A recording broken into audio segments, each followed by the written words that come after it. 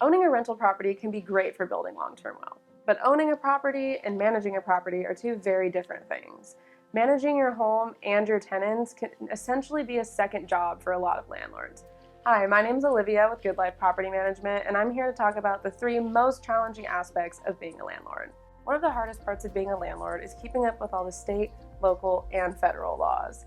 If you're not used to keeping up with these legislative updates, it can be really hard to understand what they mean and how they affect your property specifically. For example, AB 1482 passed in January of 2020, and that affects specific properties and how they can raise the rent and evict their tenants. Ever since the COVID-19 pandemic hit in March of 2021, we've had even more legislation that affects landlords, their tenants, and their properties. From things like AB 3088 to SB 91 to the San Diego eviction moratorium, it can be very challenging to keep up with what you're supposed to do for your tenants and for your property. In addition to all those laws, you also have fair housing laws that you have to adhere to. This is particularly important when it comes to screening applicants. With the ever-increasing amount of local and state legislation, it's only going to get more complicated for self-managing landlords. The second thing that makes a landlord's job difficult is managing a turnover. Turnover is when your current tenant moves out and you have to prepare the home to be rented again.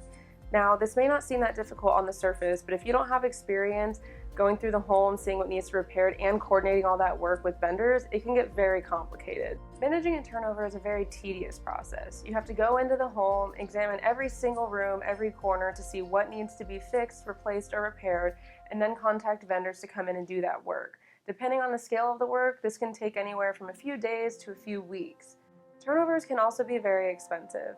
On average, they can be anywhere from $1,800 to $2,500 to get that home ready for market again. And we don't recommend cutting corners here. The easiest way to get that home rented is to make sure it's in top shape so that tenants want to move into your home. Things like the oven door not shutting all the way or the faucet leaking for a couple minutes once you turn it off, those things aren't going to slide with tenants, even though they may have been okay for you when you lived in the home.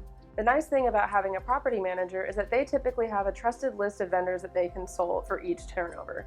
If you're a new landlord, you're not going to have something like this, and you're going to have to spend a lot of time researching and reading reviews to see which vendors are going to do the best work for a decent price for your property. And lastly, maintenance can be a big point of frustration for both landlords and their tenants. If you don't have a system in place for how a tenant submits a request and how you're going to accomplish it and keep them in the loop with that as well, things can go downhill very quickly.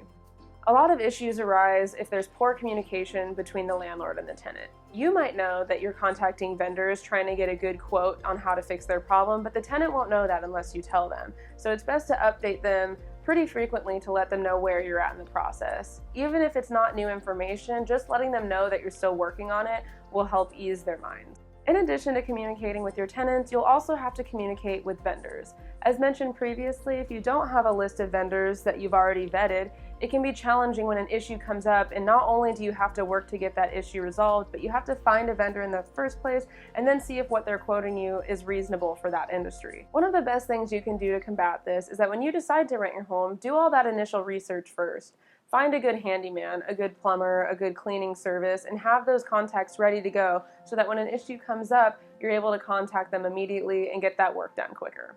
Even with a good system in place and a great vendor list, maintenance is still going to be a challenge for a lot of landlords. You're constantly going to have things come up that you weren't prepared for, and you may even have emergent issues like a flood, a leak, or something like that that will severely impact your peace of mind as well. So those are the three most challenging things about being a landlord. If you want even more tips on how to be a successful rental property owner, download our guide that's in the description box. And don't forget to like and subscribe.